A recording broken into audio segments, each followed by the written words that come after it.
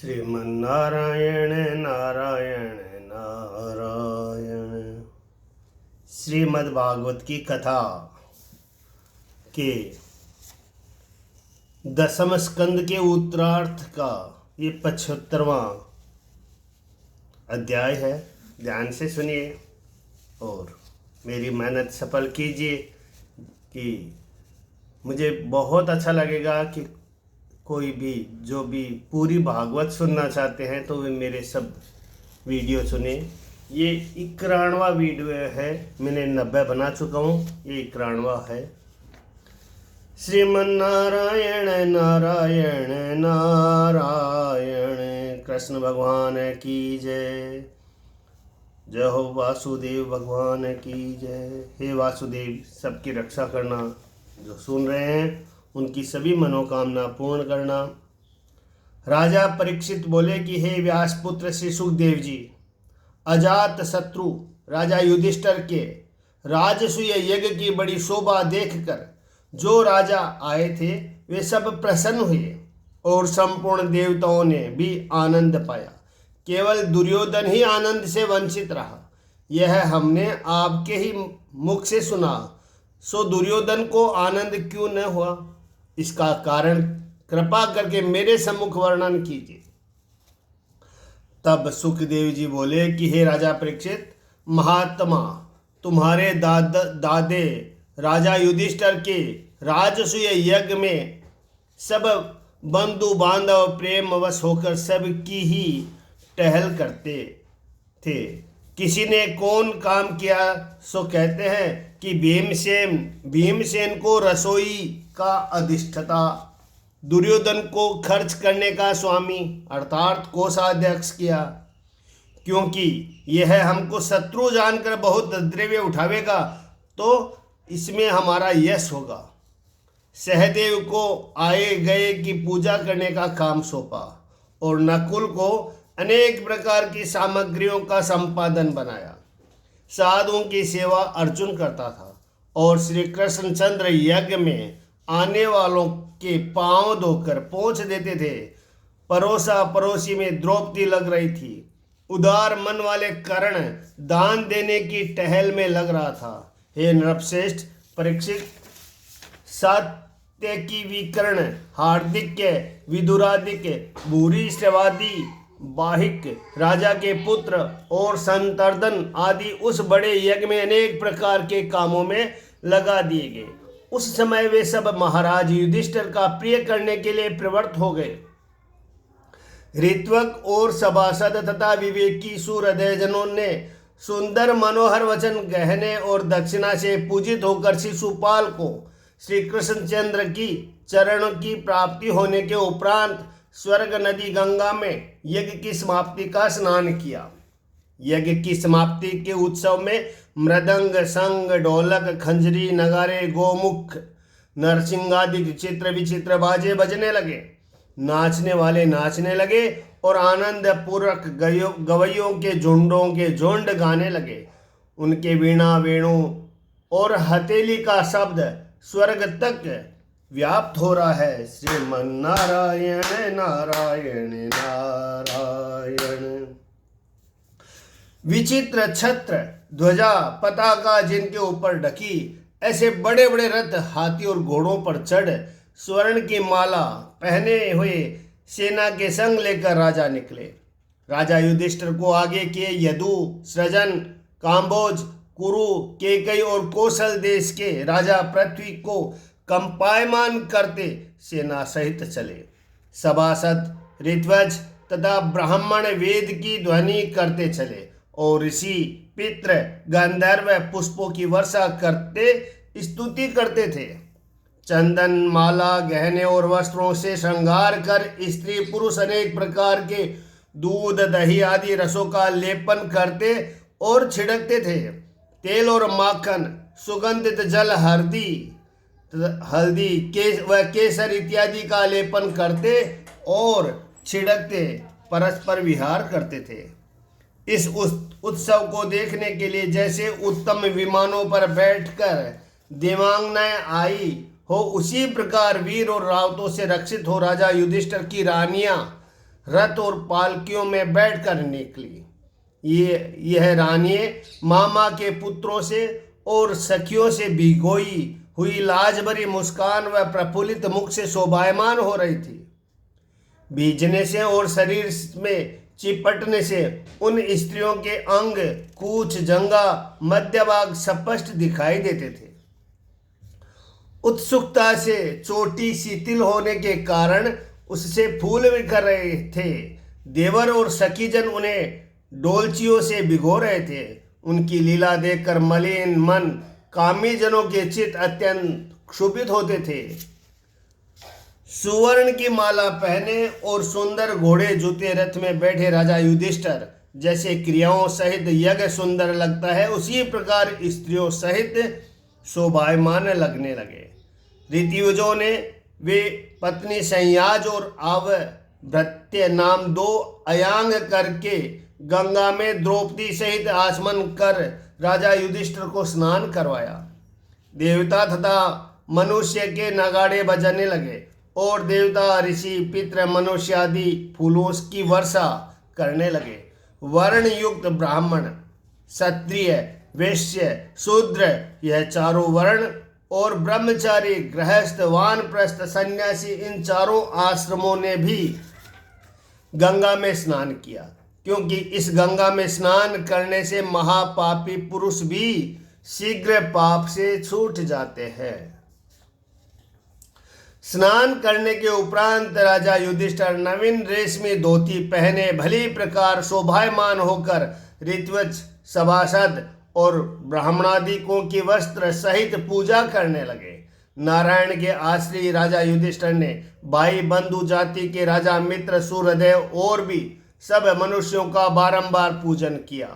देवताओं के समान कांति वाले मणियों के जड़ाऊ, कुंडल, माला, पगड़े, जामा, पटुगा और बड़े मोल के हार पहने हुए पुरुष और दोनों कुंडल अलकाओं के सम्मुख से शोभायमान मुख वाली स्त्रियां सुवर्ण की क्रोधनी पहने सब शोभायमान लगती थी। हे राजन, स्नान किए पीछे राजा युधिष्ठिर से पूजित हो शील स्वभाव वाले ऋत्विज, सभासद, वेदपाठी, ब्राह्मण, क्षत्रिय, वैश्य, शूद्र और राजा, देवता, ऋषि, पितृ, सब प्राणी अनुचरों सहित लोकपाल राजा युधिष्ठिर से पूजन करा के आज्ञा मांग अपने अपने स्थान को चले गए।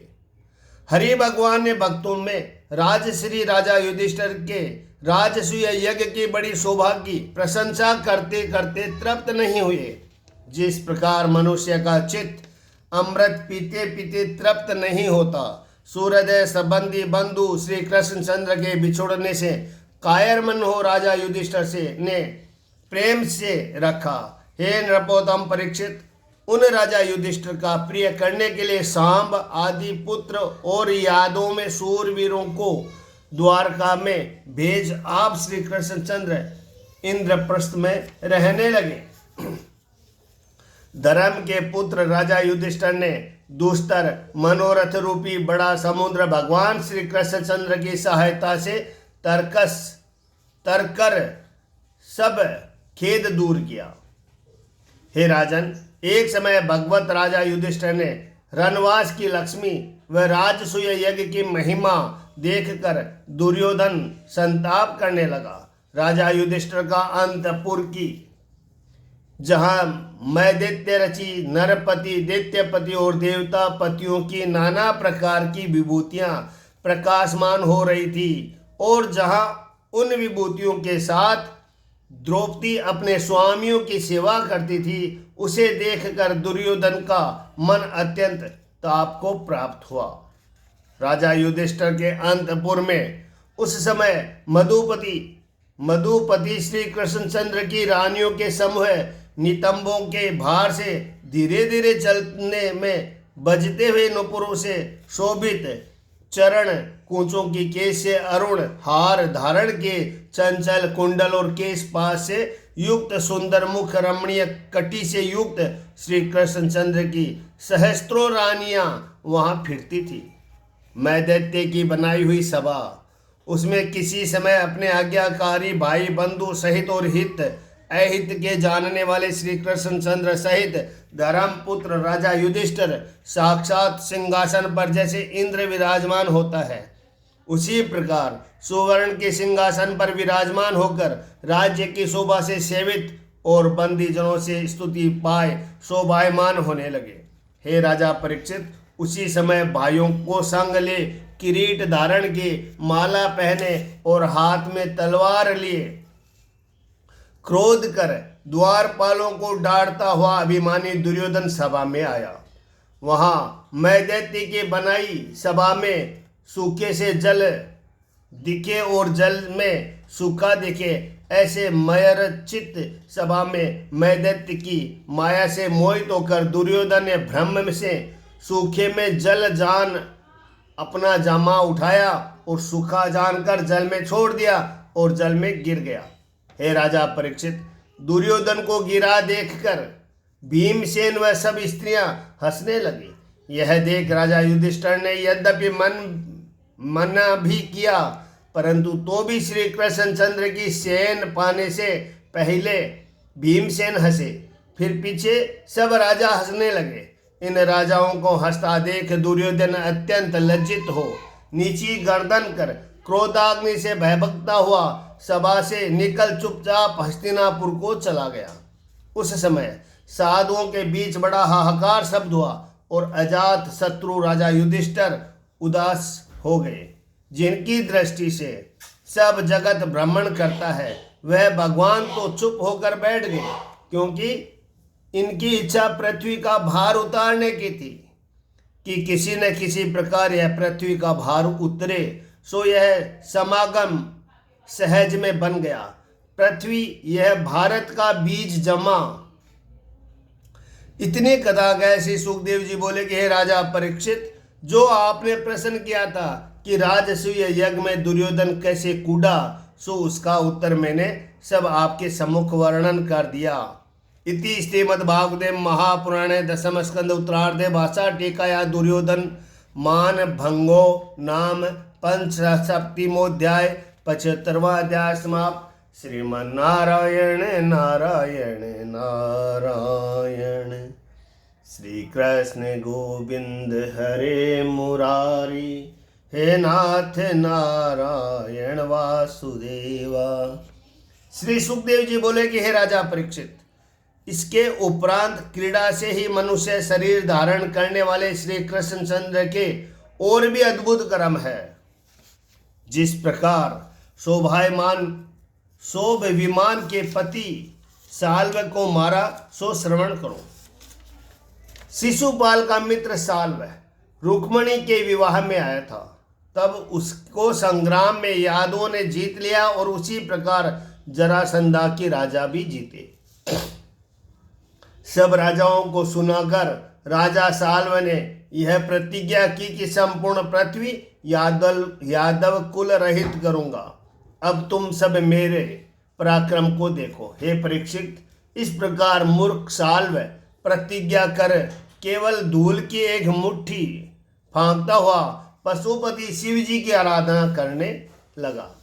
शीघ्र संतुष्ट होने वाले शिव जी श्री कृष्ण के द्वेषी साल्व को वर देना निष्फल जान शीघ्र प्रकट न हुए, परंतु शरण आए साल्व से 1 वर्ष पीछे यह कहने लगे कि वर मांग। उस समय देवता, असुर, मनुष्य, गंधर्व, सर्प, राक्षस इनसे न टूटे और जहां की इच्छा हो वहां पहुंचाए वे यादवों को भय का देने वाला ऐसा विमान दो, यह वर मांगा। तब ऐसा ही होगा, यह कहकर भगवान महादेव जी ने मैं दानव को आज्ञा दी। उसने झट वैरियों के पुत्र को जीतने वाले शोभ नाम लोहे का बना विमान साल्व को दिया। अंधकार का घर, दुष्प्राय और इच्छानुसार चलने वाला विमान पाकर वह साल्व कृष्ण के वैर का स्मरण करके द्वारकापुरी की ओर चला। हे राजन, साल्व बड़ी सेना से द्वारकापुरी को घेरकर संपूर्ण फूलों के बाग और उद्यानों को तोड़ने लगा। गोपुर, दरवाजे, महल, अड्डा इनकी भीते व विहार स्थान तोड़ने लगा और उस उत्तम विमान पर सहस्त्रों शस्त्रों की वर्षा होने लगी और शिला वृक्ष बिजली सर्प ओले बरसने लगे और प्रचंड पवन चलने के कारण संपूर्ण दिशाएं आच्छादित हो गई। हे राजा परीक्षित, इस प्रकार शोभ के विमान से पीड़ित श्री कृष्णचंद्र की द्वारकापुरी जैसे त्रिपुर दैत्य से पृथ्वी दुखी हुई थी, उसी प्रकार दुखी हो गई। सुख का कहीं लेश भी न रहा। बड़े यशस्वी महारथी भगवान प्रद्युम्न अपनी प्रजा को दुखी देखकर भय मत करो इस प्रकार कहकर सम्मुख आए और सात्यकी चारुदेशन सांब और छोटे भाई अकूर तथा हार्दिक के भानुविंद और गद सुखसारण बड़े धनुषधारी महारथी योद्धा कवच पहनकर रथ हाथी घोड़े और पैदल इत्यादि को संग लेकर निकले। इसके उपरांत हे राजन, असुरों का जैसे देवताओं के संग युद्ध हुआ था, उसी प्रकार रोमांचकारक महाभयानक युद्ध साल्व की सेना को यादवों के संग होने लगा। जैसे रात्रि के अंधकार को भगवान सूर्य दूर कर देते हैं, वैसे ही रुक्मणी के पुत्र प्रद्युम्न जी ने शोभ विमान के पति साल्व की माया को क्षण भर में नाश कर दिया। सोने के पुंख, लोहे की भाल और छोटे छोटे गांठ वाले 25 बाणों से साल्व की सेना को शीघ्र बींध डाला। इसके उपरांत भगवान प्रद्युम्न जी ने 100 बाण साल्व के और 1 बाण प्यादों के तथा 10-10 बाण सारथी और 3-3 बाणों से घोड़े हाथियों को बींध डाला। महात्मा प्रद्युम्न जी का यह अद्भुत पराक्रम देखकर अपनी पराई सेना के योद्धा सब प्रद्युम्न जी की बढ़ाई करने लगे। मैं दैत्य का बनाया वह मायामय विमान कभी तो नाना रूप से और कभी एक रूप से दिखाई देता, कभी बिल्कुल दिखाई ही नहीं दे। इसीलिए शत्रु जो यादव उनको उसका तर्क करना महाकठिन हो गया। वह विमान कभी भूमि पर, कभी आकाश मार्ग में, कभी पर्वत के शिखर पर और कभी जल में अलात चक्र के समान भ्रमण कर रहा था। इसी कारण इसकी व्यवस्था का ठिकाना लगना अत्यंत कठिन हो गया। विमान और सेना सहित जहां जहां साल्व दिखाई देता था, वहां वहां यादवों के मुख्य वीरगण बाणों को छोड़ते थे। अग्नि सूर्य के समान गर्म स्पर्श वाले विष के तुल्य असह्य वैरियों के चलाए बाणों से साल्व की सेना अत्यंत पीड़ित हो गई और साल्व भी व्याकुल हो गया।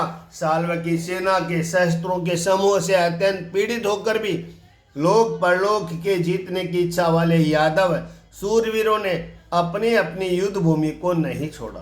प्रद्युम्न के पहले गदा प्रहार से पीड़ित हो साल्व का बलि दुमान नाम मंत्री लोहे की गदा छाती में मारकर पुकारने लगा। वैरी को शांत करने वाले प्रद्युम्न जी का वक्षस्थल गदा के लगने से विदारित हो गया तथा धर्म का जानने वाला दारुक का पुत्र सारथी प्रद्युम्न जी को लेकर रणभूमि से बाहर निकल आया। 2 घड़ी चैतन्य और श्री कृष्ण चंद्र के पुत्र प्रद्युम्न जी सारथी से बोले कि हो रथवान, तू रण से जो मुझे भगाकर ले आया, यह बुरा काम किया है।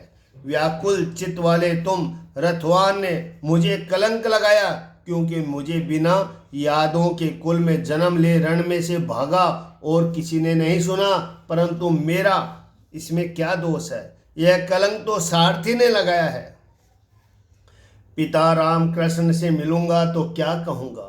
वे पूछेंगे तब युद्ध में से भागकर निकला हुआ मैं अपनी योग्यता के विषय में किस प्रकार निवेदन करूँगा? भाइयों की स्त्रियां भाभी कहेगी कि हे वीर, युद्ध में शत्रुओं के सम्मुख से नपुंसक हो कैसे आज भाग आए? हमसे तो कहो, इस प्रकार हंसकर मुझसे कहेगी। यह सुनकर रथवान बोला कि चिरंजीवी है समर्थ धर्म का ज्ञाता, मैं तुम्हें रण में से निकाल लाया, क्योंकि धर्म में ऐसा ही कहा है कि रथ में बैठने वाले को कष्ट आकर उपस्थित हो तो रथवान रक्षा करे और सारथी के ऊपर कष्ट आवे तो बैठने वाला उसकी रक्षा करे। हे वीर, शत्रु ने आपके गदा जो मारी तो आप अति पीड़ित होकर मूर्छित हो गए। इसीलिए धर्म जानकर मैं तुम्हें रण से निकाल लाया। इति श्रीमद्भागवते महापुराणे दशम स्कंदे भाषा टीकाया मुक्तरार्थ साल्वे युद्ध षट सप्तमोध्याय 76वां अध्याय समाप्त। श्रीमन्नारायण नारायण नारायण। श्री कृष्ण गोविंद हरे मुरारी, हे नाथ नारायण वासुदेवा। श्री सुखदेव जी बोले कि हे राजन, इसके उपरांत प्रद्युम्न जी ने हाथ पांव धो कवच पहन और धनुष हाथ में लेकर कहा कि हे रतवान, वीर दुमान के पास मुझे ले चल। रुक्मणी के पुत्र प्रद्युम्न जी ने मुस्कुराकर उसकी सेना के योद्धाओं को मारते हुए दुमान को अत्यंत तीक्ष्ण 8 बाण मारे। 4 बाणों से चारों घोड़ों को, 1 बाण से रथवान को मारा, 2 बाणों से धनुष और ध्वजा को काट डाला और 1 बाण से महारथी प्रद्युम्न जी ने धूमान का सिर काट लिया। गद्ध, सात्यकी और सांब आदि यादव विमान का पालन करने वाले साल्व की सेना को मारने लगे और सिर कटने से संपूर्ण विमान के बैठने वाले समुद्र में गिर गए। हे नृपोत्तम, इस प्रकार 27 दिन यादव और साल्व की सेना का महाभयानक युद्ध हुआ। श्री सुखदेव जी बोले कि हे राजा परीक्षित, धर्म के पुत्र राजा युधिष्ठिर के बुलाए भगवान श्री कृष्णचंद्र इंद्रप्रस्थ में गए थे। वहां जब राजसूय यज्ञ हो चुका और शिशुपाल मर चुका, इसके उपरांत भगवान श्री कृष्णचंद्र ने कौरवों में वृद्धों से और मुनियों से और पुत्रों सहित कुंती से आज्ञा मांग मार्ग में कुछ शकुन देख द्वारकापुरी को प्रस्थान किया और मार्ग में खोटे शकुन देख कर विचार करने लगे कि बड़े भाई बलदेव जी सहित मैं यहाँ यज्ञ में आया हूँ। इससे शिशुपाल की ओर के राजा निश्चय मेरी पुरी का नाश करते होंगे। अपने यादों का कष्ट देख बलदेव जी को द्वारकापुरी की रक्षा करने के लिए कहकर शोभ विमान में बैठे हुए साल्व को देख केशव भगवान श्री कृष्णचंद्र रथवान से कहने लगे कि हे रथवान, शीघ्र मेरे रथ को साल्व के समीप पहुंचा दे और इस विमान का राजा साल्व बड़ा मायावी है, इससे तू घबराना मत। इस प्रकार वचन सुन रथवान रथ पर बैठकर रथ को हाँकने लगा और अपनी पराई सेना के लोगों ने रथ की ध्वजा में गरुड़ को आता देखा। साल्व की बहुत सी सेना नाश हो गई थी। उस समय भगवान श्री कृष्णचंद्र को युद्ध में आया देखकर साल्व ने उनके सारथी पर अत्यंत भयंकर वेग वाली शक्ति फेंकी।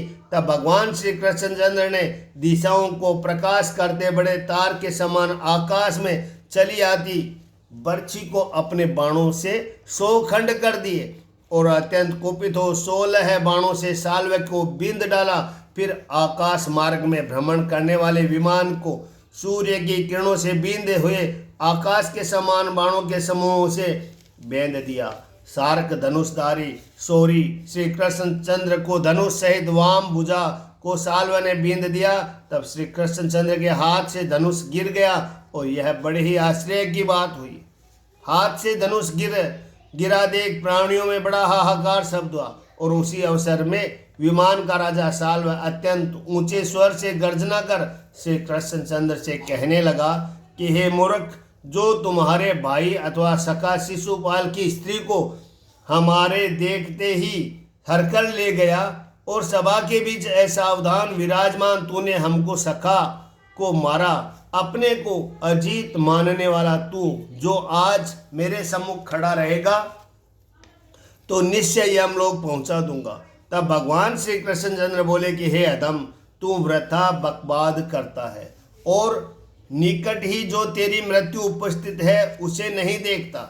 सूरवीर बहुत भक्ते नहीं अपना पुरुषार्थ दिखाते हैं और जो बहुत भक्ते हैं वे कुछ पराक्रम नहीं कर सकते। इस प्रकार कहकर भगवान श्री कृष्णचंद्र ने क्रोध करके बड़े वेग की गदा उसके कंठ के नीचे हाड़ में मारी कि जिसके लगने से साल्व रुधिर वमन करता हुआ कांपने लगा और तत्काल ही साल्व अंतर ध्यान हो गया। फिर 2 घड़ी पीछे एक पुरुष आकर सिर झुका श्री कृष्णचंद्र को नमस्कार कर रोता हुआ मुझे देवकी ने भेजा है यह कहने लगा। हे कृष्ण, हे कृष्ण, हे महाभाव, हे पिता का हित करने वाले, जैसे कसाई पशु को बांध कर ले जाता है उसी प्रकार साल्व तुम्हारे पिता को बांध कर ले गया। ऐसा अप्रिय वचन सुन मनुष्य स्वभाव से प्राप्त दयावान श्री कृष्णचंद्र विमल होकर प्राकृत मनुष्य के समान कहने लगे कि सभ्रम रहित देवता असुरों के अजय बलदेव जी को जीतकर तुच्छ साल्व मेरे पिता को कैसे बांध कर ले गए। विधाता बलवान है, कदाचित ले गया होगा। श्री कृष्णचंद्र जी इतना कहते ही कि इतने में माया के वासुदेव को लेकर साल्व आया और श्री कृष्णचंद्र से बोला कि हे नीच, यह तेरा उत्पन्न करने वाला पिता है जिसके लिए तू जीवित है, सो अभी तेरे देखते ही इसे मारूंगा। यदि तुझ में कुछ सामर्थ्य हो तो इसकी रक्षा कर। मायावी साल्व ने इस प्रकार से कृष्णचंद्र को कटु वाक्य कहे तलवार से वसुदेव जी का मस्तक काट डाला और उस मस्तक को ले आकाश में स्थित शोभ विमान में पहुंचा। स्वतः सिद्ध ज्ञान वाले श्री कृष्णचंद्र अपने जनों के संग 2 घड़ी तक मनुष्यों के स्वभाव से शोक में डूब रहे। फिर भगवान श्री कृष्णचंद्र ने मैदैत्य की प्रकट की हुई साल्व की चलाई आसुरी माया को जान लिया। जब इस प्रकार चेते तो जैसे जागता हुआ पुरुष स्वप्न के पदार्थों को न देखे, उसी प्रकार रणभूमि में श्री कृष्णचंद्र ने न तो दूत को देखा और न पिता के देह को देखा, वरन शोभ विमान में विराजमान आकाश में भ्रमण करते हुए शत्रु को देखकर उसके मारने का उपाय करने लगे।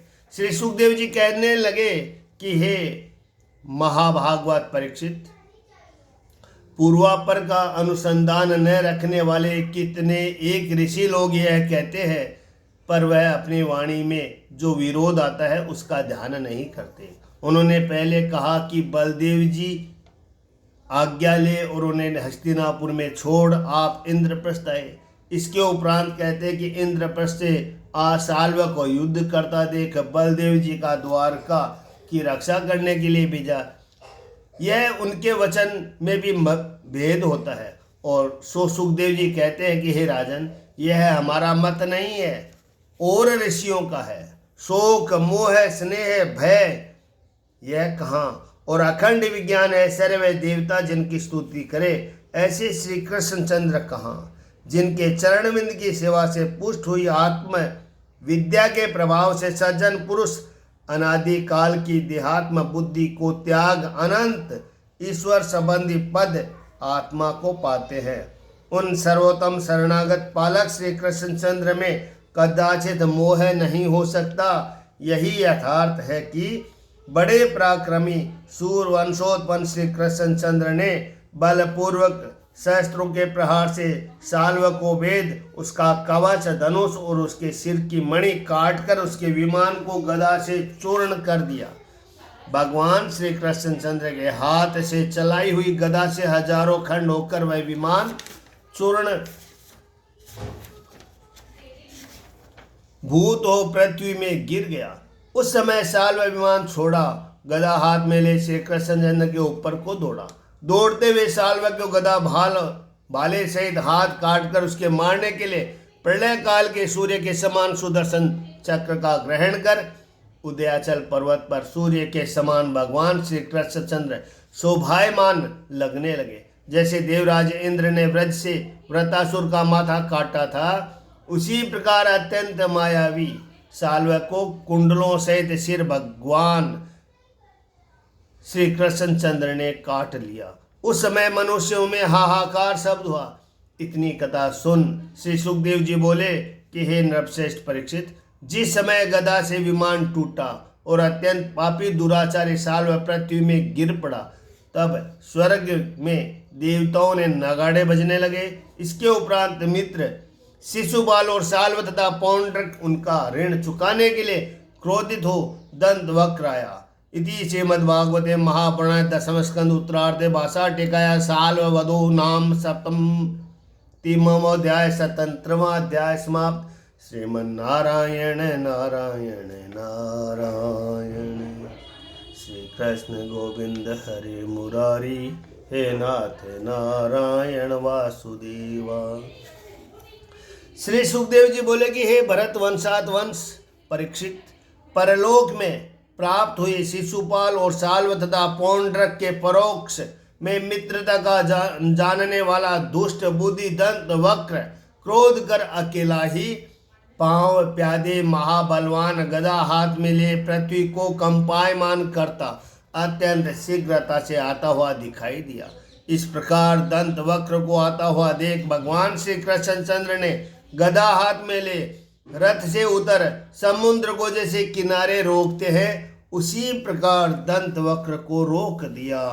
दुर्गम पुरुष देश का राजा दंत वक्र मुक्ति के देने वाले भगवान श्री कृष्णचंद्र से कहने लगा कि तू जो मेरे नेत्रों के सम्मुख आया यह बड़ा ही मंगल हुआ। हे कृष्ण, तू हमारे मामा का पुत्र और हमारे मित्र का मारने वाला है और मुझे भी मारना चाहता है। इसलिए हे मूर्ख, व्रज के समान इस गदा से तेरा प्राण संहार करूंगा। हे अज्ञानी, देह में रहे रोग को जिस प्रकार नाश करते हैं उसी प्रकार बंधु रूपी वैरी जो तू है उसे मारूंगा। तब मित्र वत्सल्य, मैं मित्रों के ऋण से ऊऋणी हूँगा। इस प्रकार कठोर वाक्य कह श्री कृष्णचंद्र के माथे में गदा मारकर सिंह के समान दंत वक्र गर्जनने लगा। जैसे हाथी के अंकुश लगे ऐसे ही वह गदा लगी। संग्राम में गदा लगने से भी श्री कृष्णचंद्र न गिरे। उसके उपरांत भगवान श्री कृष्णचंद्र ने कोमोद की बड़ी गदा को ले दंत वक्र की छाती में मारी। अत्यंत वेगवान गदा पड़ने के कारण हृदय विदीर्ण होने से दंत वक्र मुख से रुधिर का वमन करता हुआ प्राणों को छोड़ केस हाथ पांव फैलाकर पृथ्वी में गिर पड़ा। हे परीक्षित, इसके उपरांत दंत वक्र के शरीर से अद्भुत सूक्ष्म ज्योति निकलकर सब प्राणियों के देखते शिशुपाल के वध के समान श्री कृष्णचंद्र में प्रविष्ट हो गई। इसके उपरांत भाई दंत वक्र के शोक से व्याकुल विदुरथ ढाल तलवार ले श्री कृष्णचंद्र जी को मारने के लिए बड़े बड़े श्वास लेता हुआ आया। हे परीक्षित, विदुरथ को इस प्रकार आता हुआ देख मुकुट और कुंडलों सहित उसका सिर छुरे के समान धार वाले चक्र से भगवान श्री कृष्णचंद्र ने काट लिया। इस प्रकार शोभ विमान और साल्व तथा भ्राताओं सहित दंत वक्र को जब भगवान वासुदेव मार चुके तब देवता और मनुष्य स्तुति करने लगे। मुनीश्वर, सिद्ध, गंधर्व, विद्याधर और बड़े सर्प, अप्सरा, पितरों के गण, यक्ष, किन्नर, चारण, यह सब कोई श्री कृष्णचंद्र की विजय गाते हुए फूल बरसा कर चले गए। इसके उपरांत श्री कृष्णचंद्र सब यादवों को संग ले शोभायमान द्वारकापुरी को गए। इस प्रकार योग और जगत के ईश्वर भगवान श्री कृष्णचंद्र सदा जय को ही प्राप्त करते हैं। पशुओं के समान दृष्टि वाले अज्ञानी पुरुषों को जरासंध से हार जीते प्रतीत होते हैं। पीड़ित कौरवों को एक तुल्य मानने वाले बलदेव जी उनके युद्ध का उद्यम सुनकर तीर्थ यात्रा का बहाना बनाकर द्वारका से चले गए, क्योंकि यहाँ रहने से जिसकी ओर न रहूँगा वही बुरा मानेगा। प्रभास तीर्थ में स्नान कर देवता, ऋषि, पितृ, मनुष्य को तर्पण कर और ब्राह्मणों को संग ले सरस्वती के प्रवाह के सम्मुख महात्मा बलदेव जी चले गए। हे भरत वंशोत्पन्न राजा परीक्षित, पृथुदक, बिंदु सरोवर, त्रितकूप, सुदर्शन तीर्थ, विशाल ब्रह्म तीर्थ, चक्र तीर्थ और पूर्व वाहिनी सरस्वती व यमुना के तीर्थ, गंगा के तीर्थ और जहाँ ऋषि यज्ञ करते थे उस नेमी सारण में बलदेव जी गए। बड़े यज्ञ वाले मुनि बलदेव जी को आया हुआ देखकर प्रशंसा करते हुए शीघ्र उठकर प्रणाम कर यथा योग्य उनका पूजन करने लगे। ब्राह्मणों सहित पूजित हो आसन पर बैठ महात्मा बलदेव जी ने वेद व्यास के शिष्य रोम हर्षण को बैठा देखा। यह सुत जाति होकर उन सब ब्राह्मणों से ऊंचे आसन पर विराजमान था। न तो उसने प्रत्युत्थान किया और न विनय की और न हाथ जोड़कर स्तुति की। तब उसको देखकर भगवान बलराम जी को अत्यंत क्रोध उत्पन्न हुआ और अपने मन में विचार करने लगे कि यह प्रतिलोम जाति होकर इन ब्राह्मणों और धर्म पालक हमसे भी ऊंचे आसन पर विराजमान है। इस अपराध से यह दुर्बुद्धि मार डालने के योग्य है, क्योंकि भगवान वेद व्यास जी का शिष्य होकर इतिहास और पुराणों सहित धर्म शास्त्र पढ़कर यह सुत ऐसा आचरण रखता है। सत्य है, जो नट के समान वेश धारण करने वाले अजितेंद्रिय अजीतमन विनय रहित व्रथा पंडिताभिमानी पुरुष है, उनको शास्त्र अभ्यास भी गुण कारक नहीं होता। इस लोक में मैंने इसलिए अवतार लिया है कि ऐसे धर्मध्वजी पुरुषों का विनाश करना, क्योंकि वे सबसे अधिक पापी होते हैं। हे राजन, यद्यपि महात्मा बलराम जी ने दुष्टों को मारना छोड़ दिया था, परंतु तो भी होनी ऐसी ही थी। इस कारण इतना कहकर उन्होंने हाथ में स्थित डाब के अग्र से उसको मार डाला। तब उसके मरते ही सब मुनि लोग महाहाकार करने लगे और खेद को प्राप्त होकर बलराम जी से बोले कि भगवान, यह आपने बड़ा अधर्म किया है। हे प्रभु, जब तक यज्ञ संपूर्ण हो तब तक हमारे पास पुराणों की कथा कहने के लिए हम लोगों ने इस सुत को ब्रह्मासन दिया था और शरीर खेदित न हो ऐसी आयु दी थी, परंतु आपने बिना जाने यह ब्रह्म हत्या का सा कार्य किया है। हे लोक पावन बलराम जी, तुम योगेश्वर हो, इस कारण आपको वेद में कहीं ब्रह्म हत्या का भी दोष नहीं लग सकता, परंतु तो भी आप स्वयं इस ब्रह्म हत्या के समान पाप का प्रायश्चित करोगे, तभी संसार की मर्यादा रहेगी। यह सुनकर बलराम जी ने कहा, जगत की मर्यादा की रक्षा करने के लिए प्रायश्चित करूंगा। इस कारण मुख्य जो नियम हो वह मुझे बताओ। इस रोमहर्षण की दीर्घायु, बल, इंद्रिय और सामर्थ्य होने में जो तुम्हारी अभिलाषा हो सो वर्णन करो, क्योंकि जैसे आप आज्ञा करेंगे वैसा ही मैं योग माया के प्रभाव से करूँगा।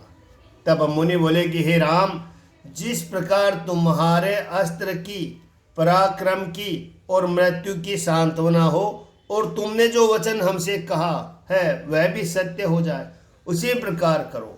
बलराम जी बोले कि पिता ही पुत्र रूप उत्पन्न होता है, इस प्रकार वेद की आज्ञा है, सो उसका पुत्र उग्र श्रवा तुम्हें पुराण श्रवण करावेगा और आयुष्य, इंद्रिय शक्ति व शरीर के बल से परिपूर्ण होगा। हे मुनिजनों, आपको दूसरी किसी बात की अभिलाषा है सो हमसे कहो, आप जो कहेंगे सो मैं करूँगा। हे बुद्ध लोगों, मैं प्रायश्चित नहीं जानता, इस कारण उसका भी विचार करो। तब ऋषिवर बोले कि हे राम, घोर रूप इलवल का पुत्र वल्लवल नाम दानव अमावस पुनों को आकर हमारे यज्ञ को भ्रष्ट करता है। सो हे दशार हर्षवंशोत्पन्न बलदेव जी, पीव, रुधिर, मूत्र, विष्ठा, मदिरा और मांस इनकी वर्षा करने वाले पापी बल्लवल को मारो, यही हमारी सेवा है। इसके उपरांत अत्यंत सावधान होकर काम क्रोधादिकों को त्याग भरतखंड की परिक्रमा कर जब 1 वर्ष तीर्थों में स्नान करोगे तब शुद्ध होंगे। क्रोधाग्नि को त्याग कर भरतखंड की परिक्रमा कर जब 1 वर्ष तक तीर्थों में स्नान करोगे तब शुद्ध होंगे। इति श्रीमद्भागवते महापुराणे 10वें स्कंद उत्तरार्ध भाषा टीकाया बलदेव चरित्रे बल्लवल्लभोप क्रमो नामाष्ट सप्तमोदोध्याय 38वां अध्याय समाप्त। श्रीमन्नारायण नारायण नारायण। श्री कृष्ण गोविंद हरे मुरारी, हे नाथ नारायण वासुदेवा।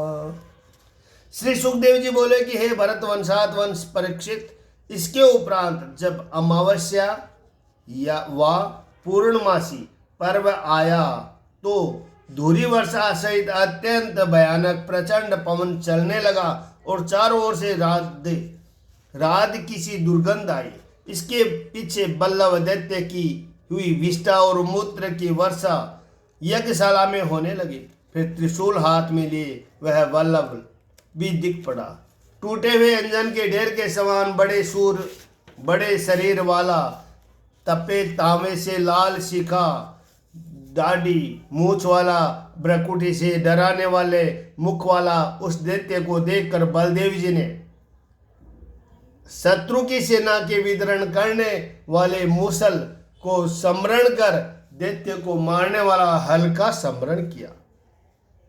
इसके उपरांत पार्षद रूप हल मूसल आप ही आकर उपस्थित हो गए और आकाश में विचरने वाले वल्लभ को हल के अग्रभाग से खींच और अत्यंत क्रोध में भरकर महात्मा बलदेव जी ने ब्रह्मद्रोही वल्लभ के माथे में मूसल मारा। उसके लगते ही माथा फूटने से वल्लभ रुधिर वमन करता हुआ ब्रज के मारे गेरू के पर्वत के समान पृथ्वी पर गिर पड़ा। तब मुनीश्वरों ने बलदेव जी की स्तुति कर सफल आशीर्वाद दे, जैसे बड़भागी देवता लोगों ने व्रतासुर के मरने वाले देवराज इंद्र को अभिषेक किया था, उसी प्रकार बलदेव जी का अभिषेक किया। लक्ष्मी के निवास कोमल कमलों को वैजयंती माला और दिव्य नीलांबर धोती उपरना और अनेक प्रकार के आभूषण उन मुनियों ने महात्मा बलदेव जी को दिए। इसके उपरांत मुनियों से आज्ञा पाकर बलदेव जी ब्राह्मणों को संग ले कोसी की नदी में आके स्नान कर जिस सरोवर में सरयू निकली है वहां गए और सरयू प्रवाह के किनारे किनारे ही प्रयाग में आकर स्नान व देवादिकों का तर्पण कर पुलह ऋषि के आश्रम हरिक्षेत्र को गए। वहां से गोमती और गंडकी तथा विपाशा व क्षोण नदी में स्नान कर बलदेव जी गया तीर्थ में गए और वहां से पितरों का पूजन कर गंगा और समुद्र के संगम में पहुंचे। बलदेव जी गया तीर्थ में गए और वहां से पितरों का पूजन कर गंगा और समुद्र संगम में पहुंचे। इसके उपरांत महेंद्राचल पर्वत में भृगु वंशात वंश परशुराम जी का दर्शन और प्रणाम कर सप्त गोदावरी वेणा तथा पंपा में जाकर भीम रथ में गए। इसके उपरांत स्वामी कार्तिकेय का दर्शन कर जहाँ पर भगवान महादेव जी विराजते हैं ऐसी श्रीशैल पर्वत को गए और द्रविड़ देशों में परम पवित्र वैकुंठ पर्वत का दर्शन कर कामकोसनीपुरी में गए। फिर कावेरी में स्नान कर बड़े पवित्र और जहाँ नित्य हरि विराजते हैं ऐसे श्रीरंग नाम विख्यात स्थान को गए। श्रीरंग नाम विख्यात स्थान को गए। वहां से ऋषभादि पर्वत हरे क्षेत्र में आकर दक्षिण मथुरा में जाकर फिर बड़े पापों के नाश करने वाले सेतुबंध रामेश्वर को गए। वहां जाकर हलायुध धारण करने वाले बलदेव जी ने 10,000 गायें ब्राह्मणों को दान किया। पीछे कृतमाला और ताम्रपर्णी नदी में होकर मलयाचल पर्वतों पर गए। वहां जाकर विराजमान अगस्त्य मुनि को नमस्कार पूर्वक स्तुति की। फिर अगस्त्य जी से आशीर्वाद और आज्ञा पाकर बलदेव जी ने दक्षिण देश में समुद्र के तट पर जाकर कन्या नाम दुर्गा देवी का दर्शन किया। इसके पीछे फाल्गुन अंतपुर में जाकर जहाँ विष्णु भगवान सदा विराजते हैं ऐसे श्रेष्ठ पंचापसरस नाम सर में स्नान कर 10,000 गायों का संकल्प किया। वहां से चलकर भगवान बलदेव जी केरल और त्रिगर्त देश में हो घूरचटी सिर से नित्य सन्नी स्थित गोकर्ण नाम शिव क्षेत्र में गए। वहाँ से आर्यदीप वामिनी देवी का दर्शन कर सुरपार्क क्षेत्र में आए। वहाँ से ताप्ती और पयोशनी नदी में हो दंडकारण्य में आए, जहाँ माहिष्मतीपुरी, और वहाँ पहुँचा रेवा नदी पर गए। फिर मुनि तीर्थ में आचमन कर प्रभास क्षेत्र में आए।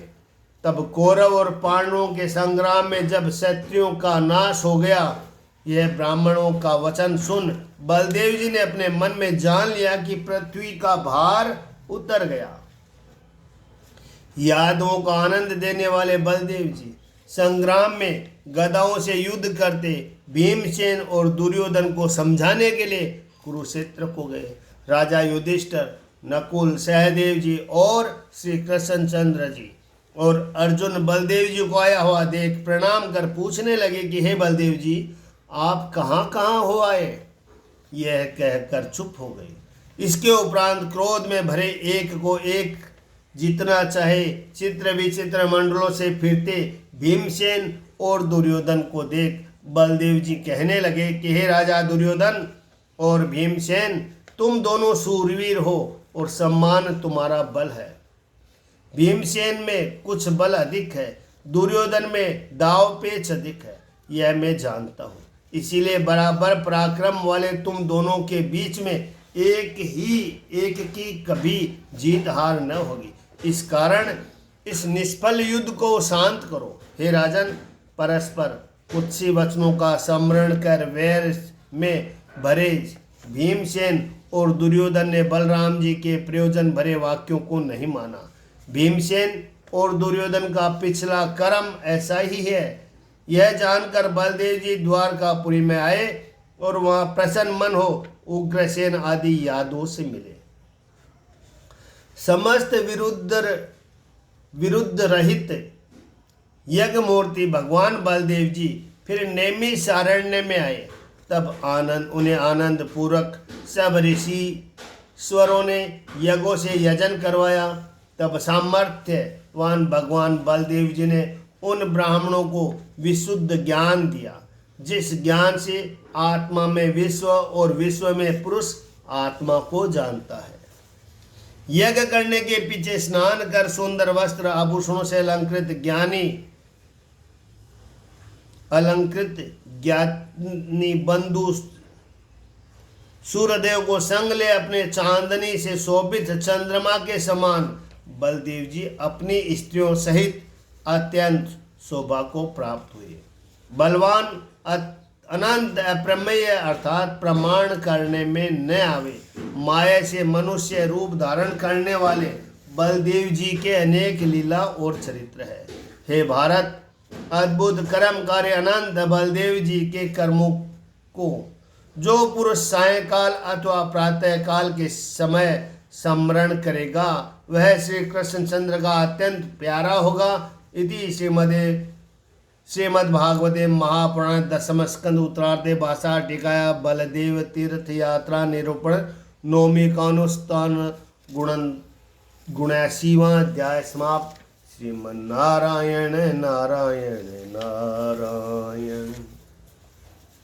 श्री कृष्ण गोविंद हरे मुरारी, हे नाथ नारायण वासुदेवा। राजा परीक्षित श्री सुखदेव जी से बोले कि हे भगवान, समर्थ अनंत पराक्रम मुक्ति के देने वाले महात्मा श्री कृष्णचंद्र के पराक्रम को और भी सुनने की मेरी अभिलाषा है। हे श्री सुखदेव जी, उत्तम यश भगवान श्री कृष्णचंद्र के विषय में वैराग्य को उत्पन्न करने वाली जो मनोहर कथा है, उसको निरंतर सुनकर काम के बाणों से खेदित हो त्रास पावे। और ऐसे सार के जानने वाले कौन पुरुष है जो श्रवण न करे। जिस वाणी में भगवान के नाम और गुण निकले वही वाणी सफल है, और जिन हाथों से भगवान वासुदेव की सेवा पूजा का कर्म बने वे ही हाथ सफल है। और स्थावर जंग में जीवों में अंतर्यामी रूप होकर बसे भगवान का जो स्मरण करे वही मन सफल है, और जिन कानों से भगवान हरि की पवित्र कथा सुने वे ही कान सफल है। स्थावर जंगम सब भगवान के रूप है, यह जानकर जो पुरुष सिर से प्रणाम करे वही सिर धन्य है। जिन नेत्रों से देखे वे ही नेत्र धन्य है। मैं और भगवान अथवा भक्त जनों के चरणों का धोवन जल नित्य जिन अंगों में लगे वह अंग धन्य है। श्री सूत जी सोनकदी ऋषियों से कहने लगे कि विष्णु रात राजा परीक्षित के यह प्रश्न करने पर वासुदेव भगवान में निमग्न हृदय को हो वेद व्यास जी के पुत्र श्री सुखदेव जी बोले कि हे परम भागवत राजा परीक्षित, कोई एक ब्राह्मण ब्रह्म के जानने वालों में उत्तम, विषयों में वैराग्यवान, शांत मन, जितेंद्रिय श्री कृष्ण चंद्र जी का मित्र था। वह गृहस्थ आश्रम में रहता था और कुछ अनायास प्राप्त हो उसी से अपना निर्वाह करता था। जीर्ण वस्त्र को धारण किए उसी प्रकार उसकी स्त्री भी थी। सुधा के मारे पीड़ित होने से समस्त अंगों से कुष्ठित, और जो अन्न प्राप्त हो उसे पति को परोस दे और आप भूखी रह जाए। बहुत दुखित और भय के मारे थर थर कांपती वह पतिव्रता स्त्री दरिद्री पति के समीप बोली कि हे ब्राह्मण, मैंने सुना है कि साक्षात लक्ष्मी के पति ब्रह्म भक्त शरणागत के पालक यादों में श्रेष्ठ भगवान श्री कृष्ण चंद्र तुम्हारे सखा है। अहो, बड़े भागी साधुओं के परम आश्रय भगवान श्री कृष्ण चंद्र के पास तुम जाओ। दुखित कुटुंबी तुमको वे बहुत सा धन देंगे। भोज, वृष्णि, अंधक यह यादवों के गोत्र है। इनके ईश्वर भगवान श्री कृष्ण चंद्र अब द्वारकापुरी में विराजते हैं। वे अपने चरण कमलों के स्पर्श करने वालों को आत्मा तक दे देते हैं। जगत के गुरु भगवान श्री कृष्ण चंद्र को भजन करने वाले अपने भक्तों को परिणाम में दुख स्वरूप धन और विषय का देना कुछ बहुत नहीं है। इस प्रकार कोमल वचनों से स्त्री ने बहुत प्रार्थना की। तब तो सुदामा ब्राह्मण उत्तम यश वाले श्री कृष्ण चंद्र का दर्शन होगा, यह बड़ा लाभ है। इस प्रकार मन में विचार कर जाने की इच्छा करने लगा और स्त्री से बोले कि हे मंगल रूपिणी, तेरे घर में कुछ भेंट देने को तो हो तो ला। यह सुन सुदामा की स्त्री किसी पड़ोसी ब्राह्मण के घर में 4 मुट्ठी चावल मांग लाई और सुदामा के कपड़े में बांधने लगी।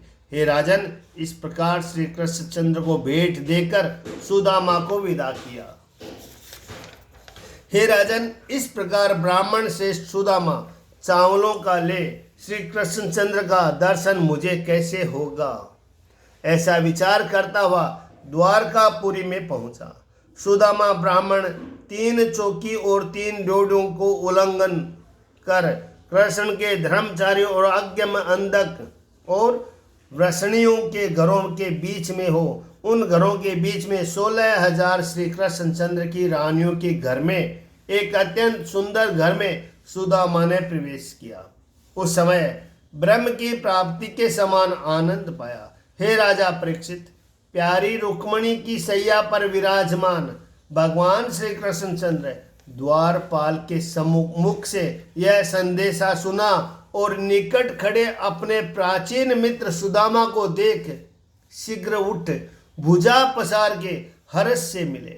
हे नृपश्रेष्ठ, जय हो कृष्ण भगवान की जय। हे नृपश्रेष्ठ, अपने अत्यंत प्यारे मित्र सुदामा ब्राह्मण के मिलने से अति आनंदित हो और प्रसन्न हुए। कमल दल लोचन भगवान श्री कृष्ण चंद्र के नेत्रों में आंसुओं की बूंद टपकने लगी।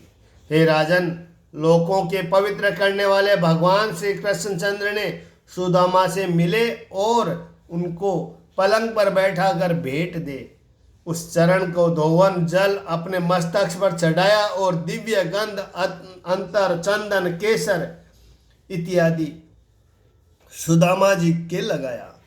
श्रेष्ठ गंध युक्त धूप दी और बराबर दीपक जलाकर धर दिया और बड़े आनंद से मित्र सुदामा की पूजा कर तांबूल दे सम्मुख खड़े हो गए। मित्र भले आए। इस प्रकार कृष्ण कहने लगे, फटे मलिन वस्त्र पहने और दुर्बलता के कारण जिनके अंगों की नसें निकल रही है, ऐसे सुदामा ब्राह्मण की साक्षात देवी रुक्मणी चमर ढोर पंखा इत्यादि से सेवा करने लगी। हे राजन, इस प्रकार निर्मल कीर्ति वाले भगवान श्री कृष्णचंद्र ने जब सत्कार किया, तब अवधूत सुदामा को देख सब द्वारकावासी जन आश्चर्य मानने लगे और कहने लगे कि भिक्षा मांगने वाले दरिद्री, निंदित, अधम, फटे वस्त्रों वाले इस सुदामा ने ऐसा क्या पुण्य किया है, क्योंकि जैसे बड़े भाई बलदेव जी से मिले, उसी प्रकार त्रिलोकी के गुरु लक्ष्मी निवास श्री कृष्णचंद्र सैया के ऊपर बैठे अपने प्रियतमा रुक्मणी को त्याग कर इससे मिले। हे परीक्षित, इसके उपरांत सुदामा और श्री कृष्णचंद्र परस्पर हाथ पकड़कर जब गुरुकुल के वास किए थे, तब की बात कहने लगे। श्री भगवान बोले कि हे धर्म के जानने वाले ब्राह्मण, दक्षिणा दे गुरु के पास से। जब तुम विद्या पढ़कर आए, तब से तुमने घर आकर अपने योग्य स्त्री से विवाह किया या नहीं? हे विवेकी मित्र सुदामा, मैं निश्चय जानता हूं कि तुम्हारा चित्त विषयों में बहुत चलायमान नहीं है और घर में वस्त्र आदि को से भी तुम प्रसन्न नहीं हो। विवेकी हो, तुमको ऐसा ही योग्य है। यदि कहो कि चाहना नहीं, तो घर में रहने से क्या प्रयोजन है? इसके उत्तर में श्री कृष्णचंद्र जी कहते हैं कि जैसे मैं ईश्वर हूँ, इस प्रकार ईश्वर की माया से रची विषयी वासना त्याग कर कितने एक पुरुष मेरे समान लोक मर्यादा के लिए विषयों में आसक्त न होने पर भी कर्म करते हैं। हे ब्राह्मण, तुम जब गुरु के घर में जाकर रहे थे, तब की कुछ यादें हैं कि नहीं? जिन गुरु से ब्राह्मण, क्षत्रिय, वैश्य जानने योग्य आत्मा का स्वरूप जानकर संसार से छूट जाता है। इस संसार में 3 गुरु है। एक जन्मदाता पिता, दूसरा यज्ञोपवीत कर संध्या गायत्री वेद पढ़ावे सुंदर कर्म सिखाने वाले, और तीसरा ब्रह्मचारी, गृहस्थ, वानप्रस्थ, सन्यासी, इन चारों आश्रमों का ज्ञान देने वाला गुरु है। इसमें से प्रथम गुरु पूज्य है, दूसरा तेरे बराबर पूज्य, और तीसरा गुरु साक्षात मेरा ही स्वरूप है। हे ब्राह्मण, जो पुरुष मनुष्य रूप धारण करके गुरु रूप से संसारी रूपी समुद्र के पार लगते हैं, वे पुरुष ब्राह्मण, क्षत्रिय, वैश्य, शूद्र इन चारों वर्णों में और ब्रह्मचारी, गृहस्थ, वानप्रस्थ, सन्यासी इन चारों आश्रमों में चतुर है। ज्ञान के देने वाले गुरु से अधिक और सेवा योग्य कोई नहीं है। इसीलिए उन गुरु के सेवन से और कोई अधिक धर्म नहीं है। सब प्राणियों का आत्मा मैं जैसा गुरु की सेवा से प्रसन्न होता हूँ, वैसा ब्रह्मचर्य, यज्ञ, वानप्रस्थ, गृहस्थ और सन्यासी धर्म से भी प्रसन्न नहीं होता। हे ब्राह्मण, हम और तुम जब गुरु के घर रहा करते थे, उस समय हमें तुम्हें गुरु की स्त्री ने लकड़ी काटने को वन में भेजा। वहाँ देव इच्छा से जो कुछ हुआ वह तुम्हें स्मरण है? हे मित्र, लकड़ी लेने को तुम एक महावन में गए।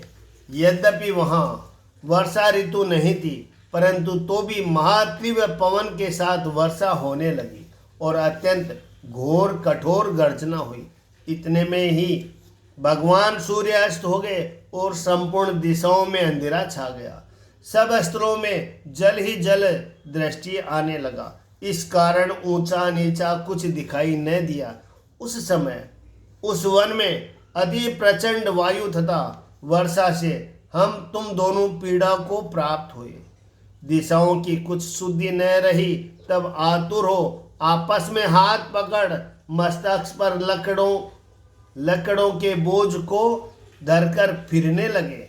हे ब्राह्मण, जब गुरुजी को इस बात की खबर हुई, तब सूर्योदय होते ही सांदीपन गुरु हमें तुम्हें ढूंढते ढूंढते आए और आतुर अपने शिष्यों को बैठा देखा और उस समय कृपा करके 3 श्लोक कहे, जिनसे हम कृतार्थ हो गए।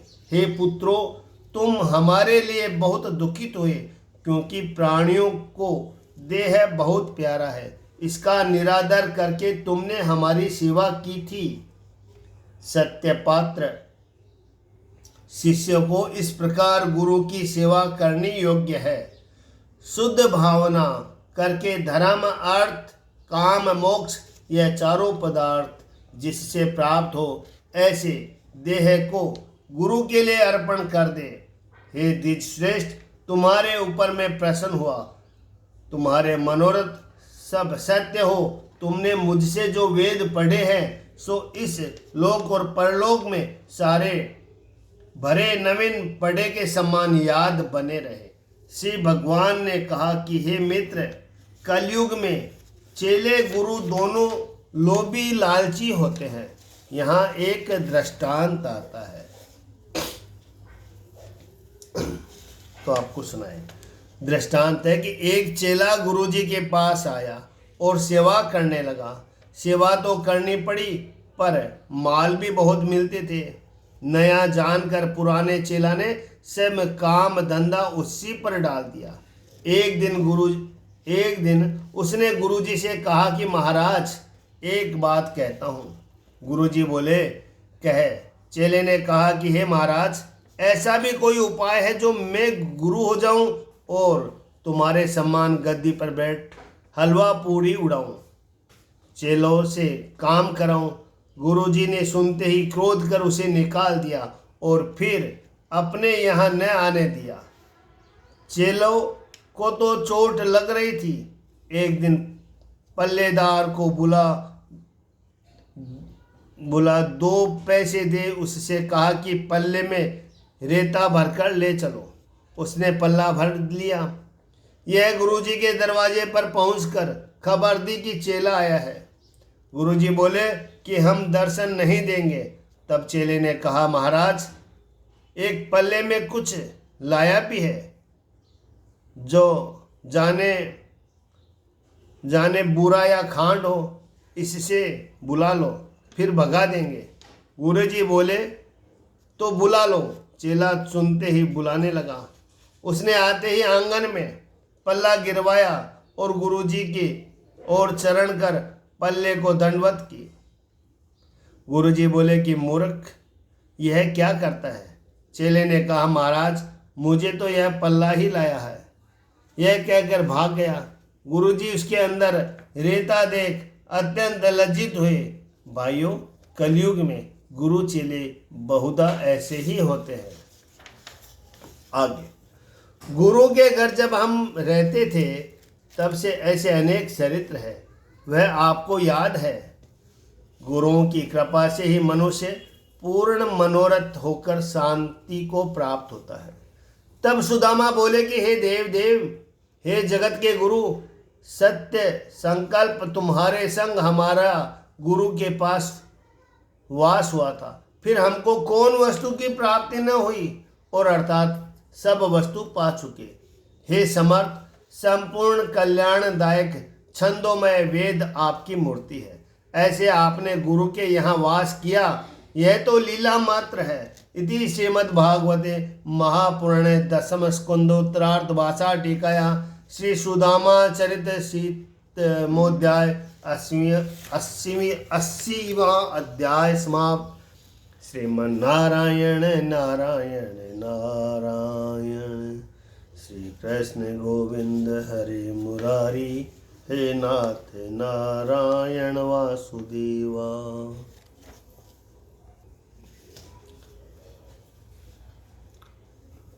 श्री सुखदेव जी बोले कि हे राजन, सब प्राणियों के मन की बात जानने वाले भगवान श्री कृष्ण चंद्र द्विजों के मुख सुदामा के संग बात करते मुस्कुरा कर बोले, ब्राह्मण की भक्ति करने वाले साधु पुरुषों की गति भगवान श्री कृष्णचंद्र प्रेम भरी चितवन से देखते और हंसते हुए ब्राह्मण सुदामा से बोले कि हे ब्राह्मण, तुम मेरे लिए क्या भेंट लाए हो?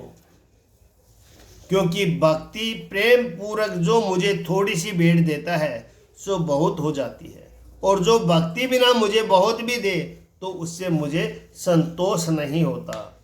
जो पुरुष भक्ति करके पत्र पुष्प फल मुझे देते हैं सो भक्ति से भेंट करने के कारण मैं उसे प्रसन्नता पूर्वक भोजन करता हूँ। हे राजा परीक्षित, इस प्रकार भगवान ने जब कहा तो भी लज्जा के मारे नीचे को मस्तक कर विराजमान सुदामा ने लक्ष्मीपति श्री कृष्णचंद्र को तंदूल नहीं दिए। हे राजन, साक्षात सब प्राणियों के साक्षी भगवान श्री कृष्णचंद्र सुदामा के आने का विचार करने लगे कि धन की चाहना करके यह सुदामा ने मेरा भजन नहीं किया, पर अभी अपने पतिव्रता स्त्री को प्रसन्न करने के लिए मेरे पास आया है। इसीलिए जो संपत्ति देवताओं को भी दुर्लभ है सो इसे दूंगा। इस प्रकार विचार कर चीर में बंधे हुए चावलों को, यह क्या है, ऐसा कह वह चावल सुदामा के वस्त्रों में से आप ही ले लिया और एक मुट्ठी चावल खाकर केशव मूर्ति बोले कि हे मित्र सुदामा, यह जो तुम चावल लाए हो सो मुझे अत्यंत प्यारे लगे हैं। इनको थोड़ा मत जानो, यह चावल मेरे सब विश्व को पेट भर देगा। ऐसे कह वह एक मुट्ठी चावलों का भोजन कर और दूसरी मुट्ठी खाकर जब तीसरी मुट्ठी खाने लगे तब कृष्ण पारायण रुक्मणी परमेष्ठी श्री कृष्णचंद्र का हाथ पकड़कर कहने लगी कि मित्र के घर की सब वस्तु आप ही भोजन कर जाओगे या कुछ हमको भी रहने दोगे? एक तो इसलिए आकर हाथ पकड़ा, दूसरा कारण आगे कहते हैं।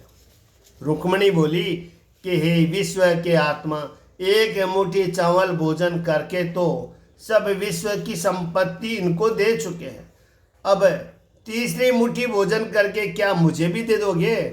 क्योंकि इस लोक और परलोक में तुम्हारे संतुष्ट होने से ही संपत्ति प्राप्त होती है। हे नृपोत्तम परीक्षित, ब्राह्मण सुदामा ने उस रात्रि को श्री कृष्णचंद्र के मंदिर में रह भोजन कर जल पी स्वर्ग की प्राप्ति समान सुख पाया। जब प्रातः काल हुआ तो विश्व के पालन करने वाले आत्मा के आनंद में मग्न श्री कृष्णचंद्र सुदामा को प्रणाम कर मार्ग में पहुंचाने के पीछे पीछे संग आए और बोले कि मित्र सुदामा, तुमने भला दर्शन दिया। और इस प्रकार सावधानी वचनों से आनंद को सुदामा अपने घर को चला। हे नृपश्रेष्ठ, न तो भगवान श्री कृष्णचंद्र ने उसे धन दिया और उसने लज्जा के मारे मांगा। श्री कृष्णचंद्र दर्शन से ही सुख पाकर अपने घर की ओर चला।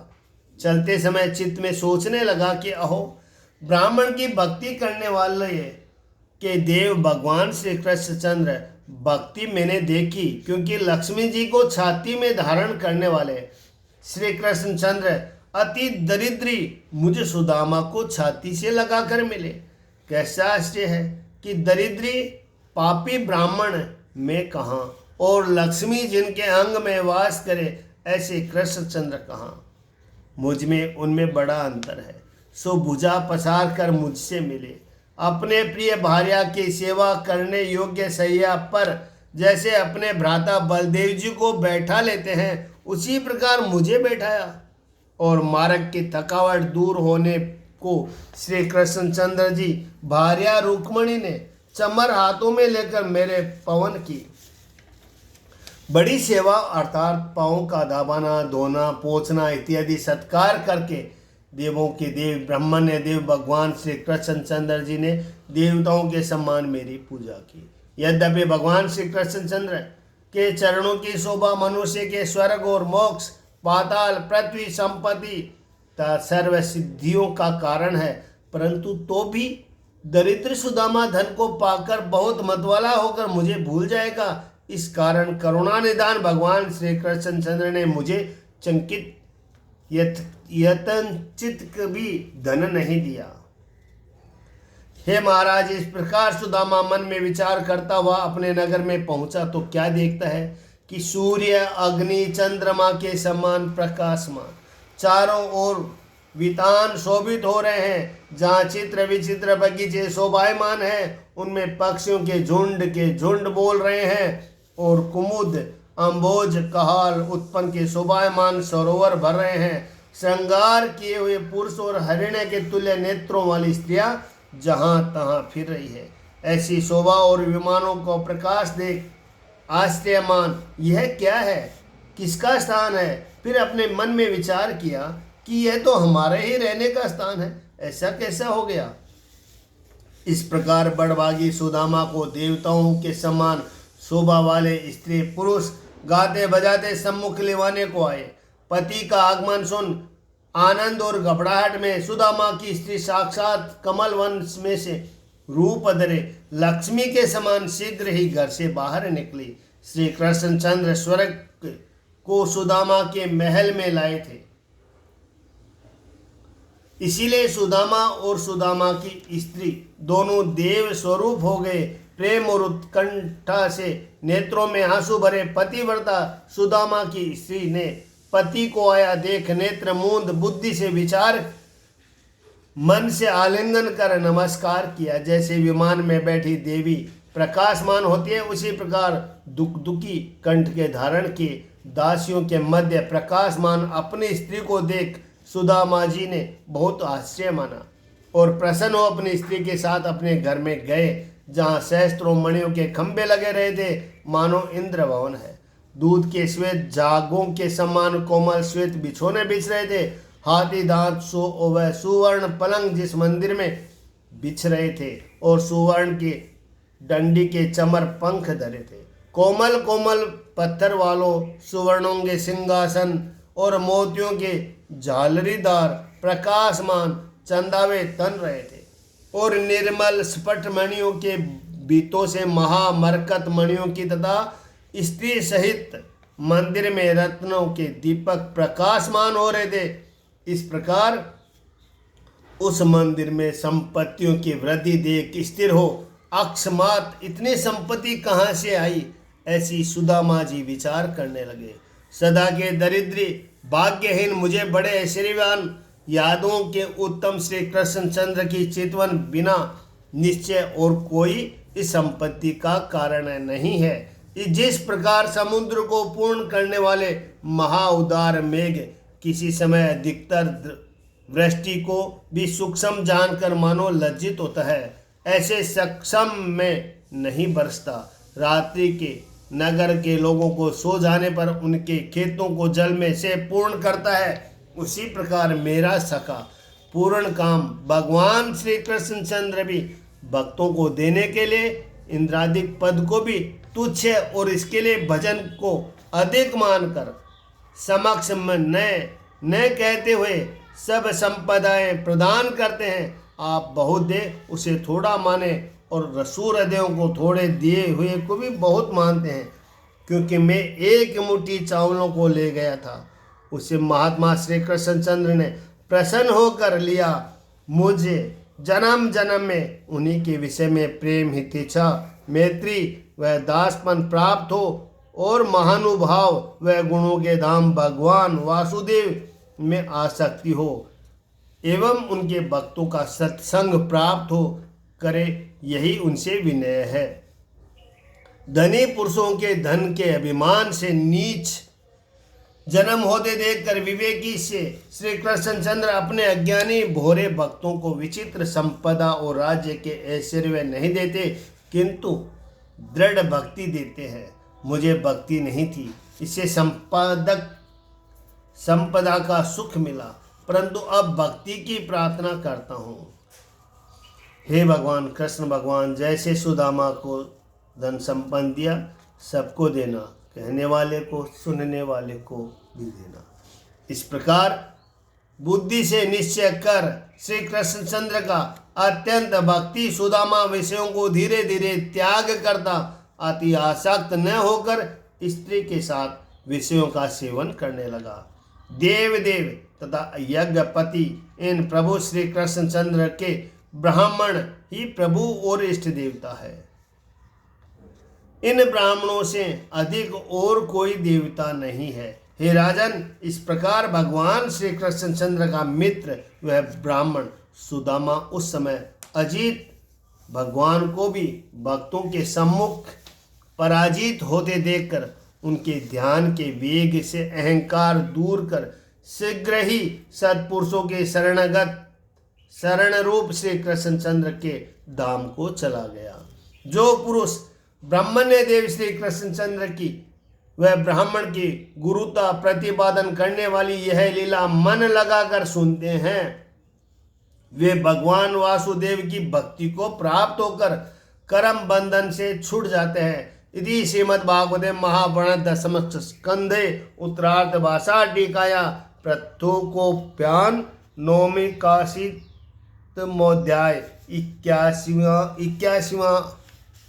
81वां अध्याय समाप्त।